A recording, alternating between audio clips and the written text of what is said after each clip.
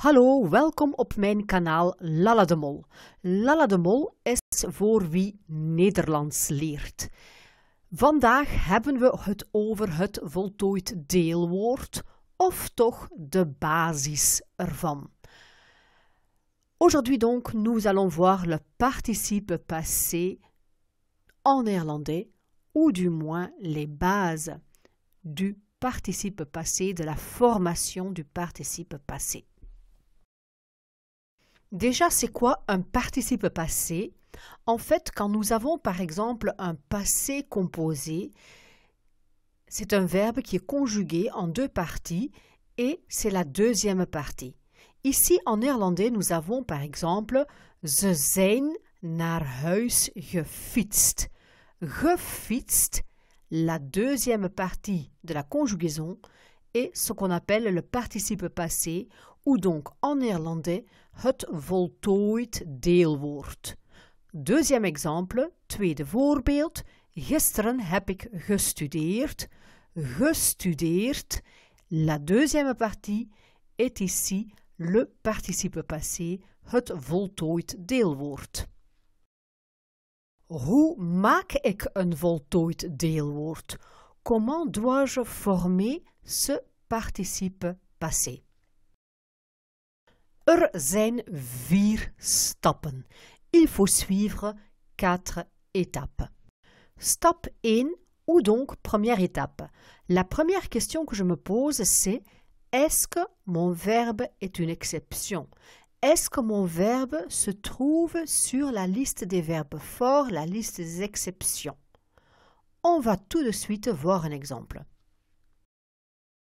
Hier is een voorbeeld. Het voorbeeld drinken. Drinken staat in de lijst van de sterke werkwoorden. Het voltooid deelwoord is gedronken. On retrouve bien le verbe drinken dans la liste des verbes forts. Le participe passé est gedronken. Ce qui signifie que pour tous les singuliers, pour tous les pluriels, le participe passé sera gedronken. Peu importe, masculin, féminin, singulier, pluriel, le participe passé ne change pas. Regardons les exemples ici. Ik heb een kopje thee gedronken. Of wij hebben water gedronken. Du fait que le verbe fait partie de la liste des verbes forts, on s'arrête à l'étape 1. Ça s'arrête ici. Nous n'avons pas besoin d'aller plus loin. Si par contre, j'ai un verbe qui n'est pas sur la liste des verbes forts, qui n'est donc pas une exception, on passe à l'étape 2, l'étape de softgechepks. C'est quoi softgechepks? Ça ne veut rien dire du tout, c'est juste un moyen mémotechnique. Vous voyez ici les consonnes en rose. Vous voyez S, F, T, K, T, C, H, P, X. Ce sont ces lettres ici qui sont importantes. Prenons l'exemple du verbe fietsen. Comment dois-je former mon participe passé? J'enlève le EN et je regarde ma dernière lettre. Je me pose la question, est-ce que ma dernière lettre, ici donc le S, fait partie des consonnes de softgechepks? Vous voyez que oui, c'est la première lettre S. Si oui, alors on passe à la troisième étape. Et dans la troisième étape, nous allons conjuguer le verbe à l'indicatif présent, première personne du singulier. Ici, ik fiets. Je passe ensuite à l'étape 4. Je garde mot radical fiets et je colle un GE devant et un T par derrière, ce qui me donne gefietst. Et voilà que j'ai mon participe passé du verbe fietsen. Et voici un exemple du participe passé gefietst dans une phrase. Ik ben naar huis gefietst. Vous voyez que gefietst reste invariable. Passons à un autre exemple. Prenons le verbe studeren. Étape 1. Studeren, est-ce un verbe de la liste des verbes forts, de la liste des exceptions? Non. Étape 2. J'enlève le EN, ma dernière lettre, ma dernière consonne est un R. R ne fait pas partie des consonnes de Soft-Ketchups. Donc, je passe à l'étape 3. Je conjugue à l'indicatif présent Ik studeer. Ça y est, j'ai mon radical, je passe à l'étape 4.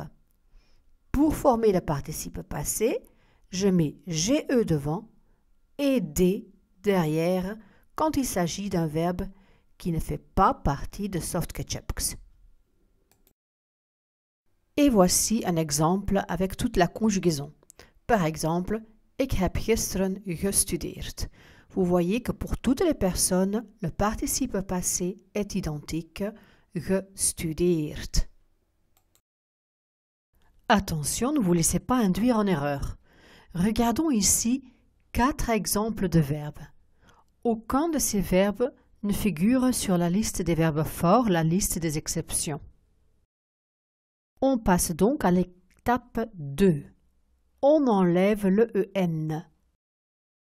Étape 3. Je conjugue à l'indicatif présent. Ik reis, S. Ik durf, F. Ik antwoord, D. Ik zet, T. Peu importe la dernière lettre, on a franchi la deuxième étape, on est maintenant dans la troisième étape, on ne retourne pas en arrière. Et finalement, la quatrième et dernière étape, notre participe passé. Je prends ma conjugaison de l'étape 3, reis, je mets GE devant, D derrière, parce que ce n'est pas un verbe de Soft-Ketchups. Pareil pour durf, ge durft avec un D donc. Geantwoord. Attention, nous avons déjà un D de la conjugaison. Nous ne doublons pas le D. Jamais 2 fois la même consonne à la fin d'un mot. Et finalement, le dernier verbe, gezet. Pareil, ici je ne double pas le T parce que j'ai déjà le T de la conjugaison. Inutile d'en mettre 2. Et voici un tableau récapitulatif, c'est un schéma. Vous pouvez appuyer sur la touche pause si vous voulez le regarder en détail, sinon on passe à un exercice. Ici vous avez 6 phrases. Entre parenthèses, vous avez l'infinitif. Trouvez maintenant le participe passé correspondant en respectant les 4 étapes. Appuyez sur la touche pause. Quand vous aurez fini, relancez la vidéo.